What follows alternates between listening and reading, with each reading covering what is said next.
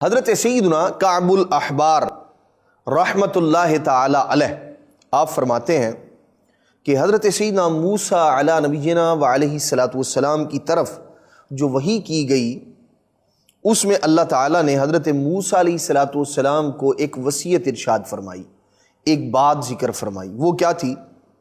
یا موسیٰ لولا من یحمدنی، اے موسیٰ علیہ السلام اگر میری حمد کرنے والے نہ ہوتے، ما انزلت من السماء قطرۃ، ارشاد فرمایا کہ میں آسمان سے ایک قطرہ بھی پانی نہ اتارتا، یعنی بارش نہ ہوتی اگر حمد کرنے والے، تعریف کرنے والے اللہ تبارک تعالیٰ کی لوگ نہ ہوتے۔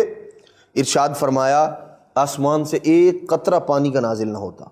فرمایا ولا انبت من الارض ورقۃ، اور نہ ہی زمین پر کوئی ایک پتا اگاتا۔ فرمایا یا موسیٰ لولا من یعبدنی، اے موسیٰ علیہ الصلوۃ والسلام اگر میری عبادت کرنے والے نہ ہوتے، ما امہلت من یعصینی طرفۃ عین، تو میں نافرمانوں کو پلک جھپکنے کی بھی مہلت نہ دیتا۔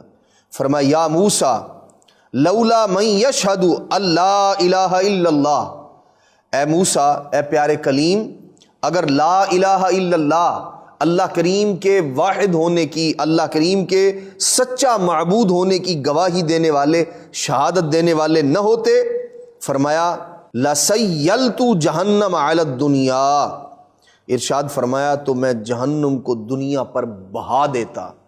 پھر ارشاد فرمایا یا موسیٰ اتحب اللہ ینالک من عطش یوم القیامہ، فرمایا اے پیارے کلیم کیا آپ یہ پسند کرتے ہیں کہ قیامت کے دن پیاس محسوس نہ ہو آپ کو؟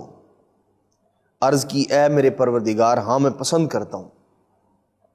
اب قیامت کی پیاس سے، ویسے تو انبیاء کرام علیہ الصلوۃ والسلام ویسے ہی محفوظ ہیں، انبیاء تو وہ ہیں جن کے صدقے میں امتیوں پر فضل ہونا ہے، کرم ہونا ہے، لیکن بعض اوقات انبیاء کرام علیہ الصلوۃ والسلام کو مخاطب کر کے بتانا امت کو مقصود ہوتا ہے کہ یہ تو اللہ کے پیارے ہیں، اللہ کے کلیم ہیں، اللہ کے نبی ہیں، اللہ کے رسول ہیں، مقام و مرتبے والے ہیں، یہ تو محفوظ ہی محفوظ ہیں، یہ تو اللہ کے فضل و کرم سے عظمت و شان پانے والے ہیں، ان کے صدقے میں فضل و کرم کیا جائے گا۔ اے امتیوں، مخاطب اگرچہ میرے نبی علیہ الصلوۃ والسلام ہے، لیکن بات تمہارے پتے کے لیے کہی جا رہی ہے کہ یہ کام تم نے کرنا ہے۔ وہ کام کیا ہے؟ جس سے قیامت کے دن بندہ پیاس سے محفوظ رہے گا۔ جب شدت کی گرمی ہوگی ایسے میں بندہ پیاس سے محفوظ رہے گا، کس عمل کی وجہ سے؟ اللہ کریم ارشاد فرماتا ہے، فرمایا فَأَكْثِرْ مِنَ الصَّلَاةِ عَلَى مُحَمَّدٍ صلی اللہ علیہ وسلم، فرمایا پھر ایسا کرو کہ محمد عربی صلی اللہ تعالی علیہ وآلہ وسلم پر کثرت سے درود پاک پڑھا کرو۔ صلو علی الحبیب صلی اللہ تعالی علی محمد صلی اللہ علیہ وسلم، صلاۃ و سلاما علیک یا سیدی یا سیدی یا رسول اللہ۔